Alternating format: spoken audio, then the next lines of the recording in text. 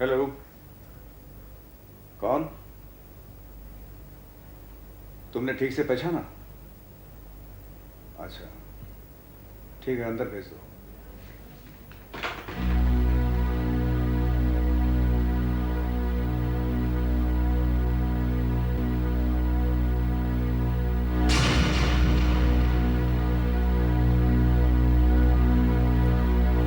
तुम और यहाँ?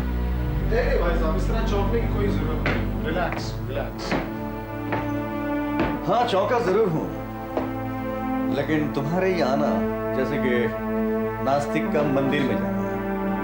क्या लोगे, ठंडा या? नहीं, उसकी कोई जरूरत नहीं भाई साहब। मेरे ख्याल में शायद आप ही को थोड़ी देर बाद उसकी जरूरत पड़ेगी। राहुल, मैंने सोचा था समय के साथ तुम बदल गए, लेकिन कोई फर्क नहीं पड़ा। और ना ही पड़ेगा भाई साहब, कोई फर्क नहीं पड़ेगा। राहुल दीवान इसी तरह से जिए और इसी तरह से जिए, अपने उसूलों के साथ। उसूल सुनने में बड़ा अच्छा लगता है, लेकिन रियलिटी में it has got no meaning. Yes I know, I know. लेकिन भाई साहब, मैं कहने से क्या, मैं मरने से भी नहीं डरता। मैं यहां इसलिए आया हूं। आप यहाँ आए हैं वो तो बड़ी कमाल की बात है, लेकिन तुमने तो मेरी शक्ल तक नहीं देखने की बात की थी ना।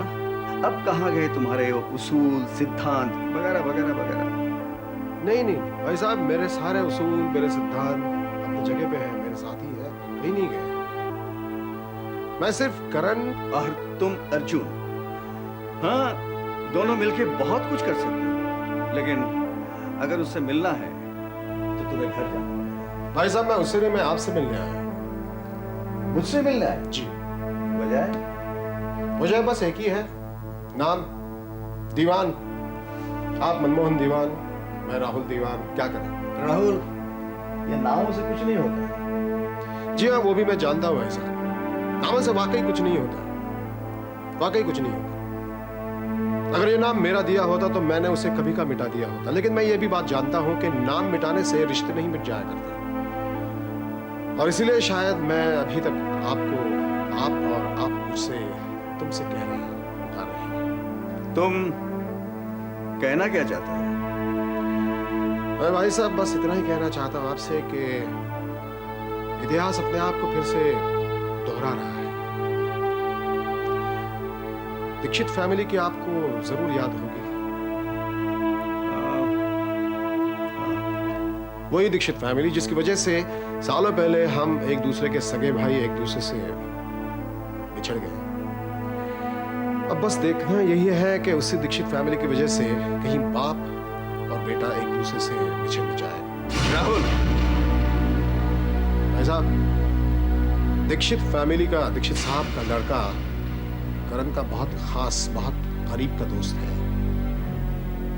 और उस लड़के ने यह कसम खाई है कि उसके बाप के दुश्मनों का वो बदला लेकर रहेगा।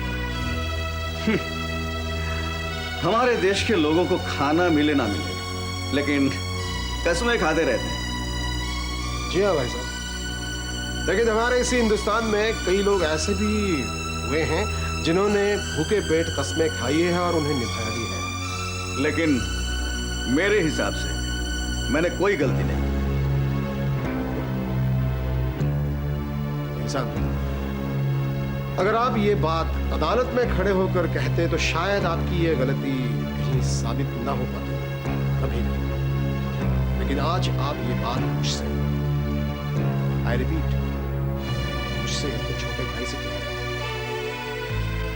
और फिर उसी अपने झूठे अहंकार के आधीन होकर आप अपनी गलती को स्वीकार नहीं करते। है, कोई बात नहीं, मैं आपको सिर्फ एक छोटी सी बात बताने आया हूं, और वो ये है कि आने वाले कल के लिए आप जरा